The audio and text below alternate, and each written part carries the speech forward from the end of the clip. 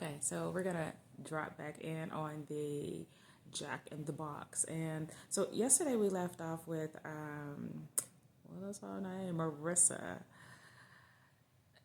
Still deeply satisfied. I mean, when you say deeply satisfied that Jack was feeling a bit defeated, oh God, I mean that's an understatement for her. I mean, she wanted justice for her family, and the fact that he's still walking around and not having a clue to what happened, and her brother in his grave, and now with a bad reputation, there's no way she was okay with him walking around and just feeling good about himself. Marissa wanted to destroy Jack. I mean, and she didn't care how she did that at this point. It was very difficult for her to see him as a human being right now. She looked at him as filth of the earth. Now, on to Tom, who is also a part of being a filth of the earth to her. I mean, Tom was going around clearing memories of the people who were suspects of this crime that unalived her brother. I mean, who gave him the power to do that? Because not only was Tom and Jack and Gregory, all these people on her list, so was that person, the one that was throwing the rocks and hiding their hands. As soon as she can get to the bottom of it and find out who that person is, oh, they're going to meet Marissa in a whole new way. She's going to reintroduce herself. She couldn't wait to get to the bottom of things. So we're going to start there. But we're going to start with Jack. Jack woke up and had this unusual headache. I mean, it wasn't even a headache, it was a migraine. And he was getting all these distorted images in his mind. He kept seeing people running, and he kept seeing a blast and a fire, but he couldn't make sense of it but his mind was hurting so bad. He dragged himself out of the bed and stepped out onto his balcony and breathed in and out a fresh breath of air, and he was still struggling.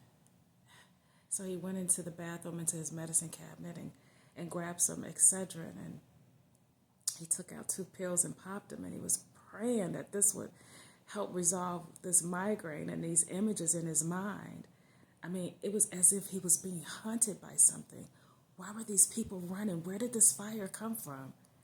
He couldn't put it together. I mean, he was hearing screams inside of his head. He had no idea what was going on.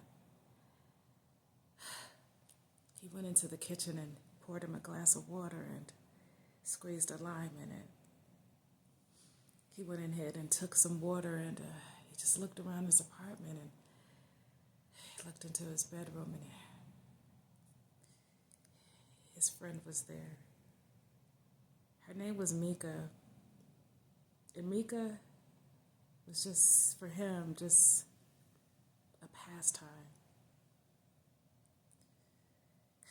He went ahead and he woke her up and he said, Mika,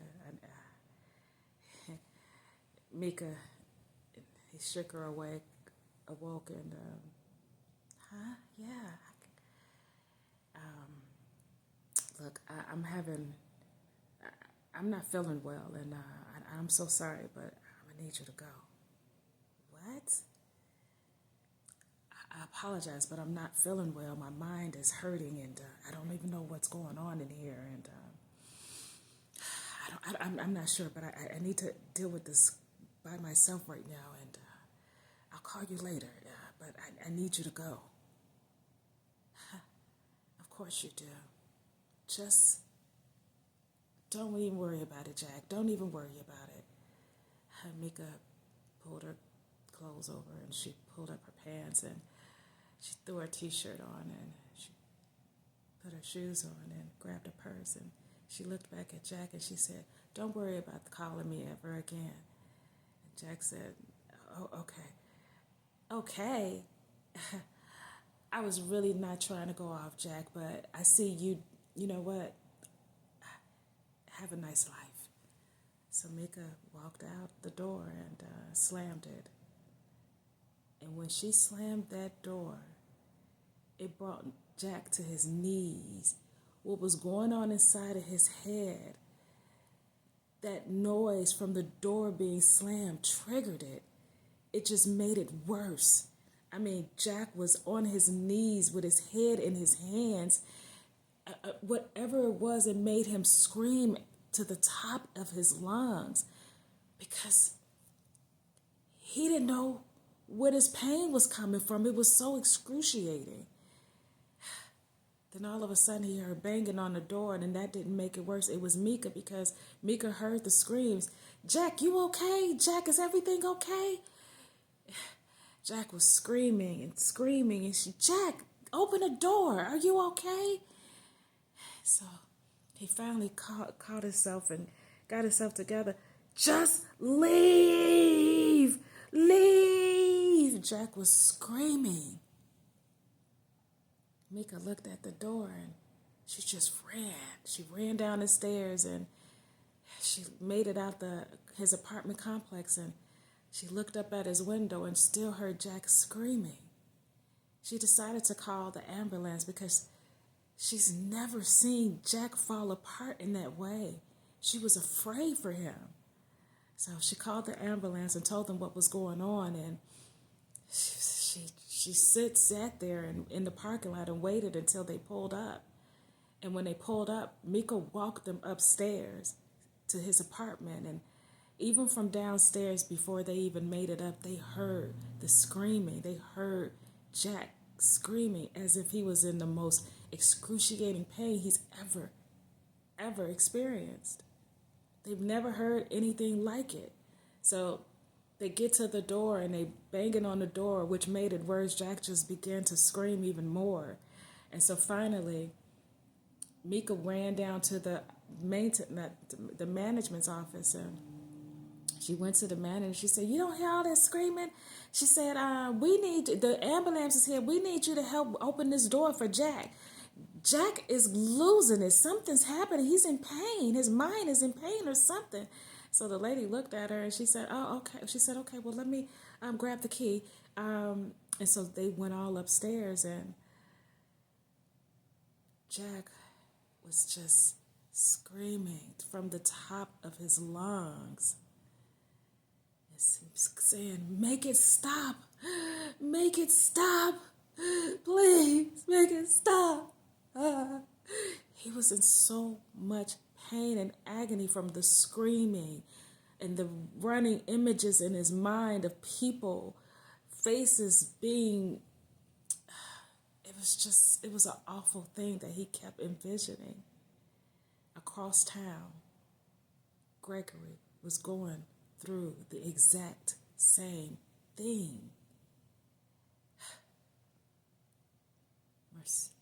Mahogany was holding him and trying to comfort him, but there was nothing she could do. She too called the ambulance because Gregory was losing his mind. He was in so much pain because of the images that were coming back. Their memories were coming back, but it hurted. It was painful.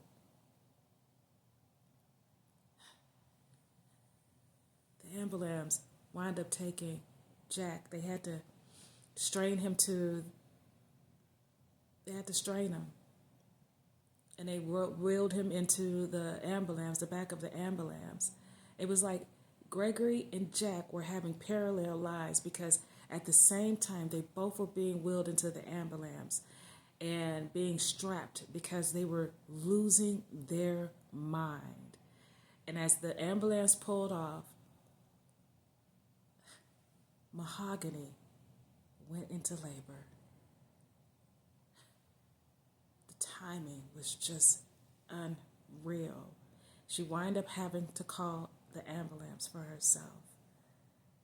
and she would wind up having